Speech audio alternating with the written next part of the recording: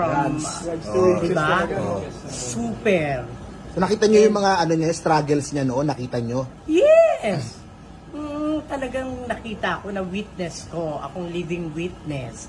Kaya I'm so proud with Diwata. Kaya, mga guys, mga madang people, mga ka-tiktokers ko, huwag kayong mawawala ng pag-asa. You can never tell. Bukas, mag-iiba na ang buhay nyo.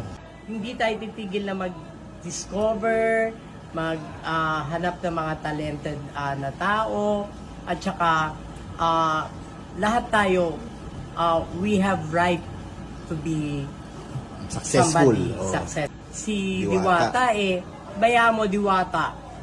Isasuggest ko kay Kuya Willie na sa grand comeback niya is i-guess ka.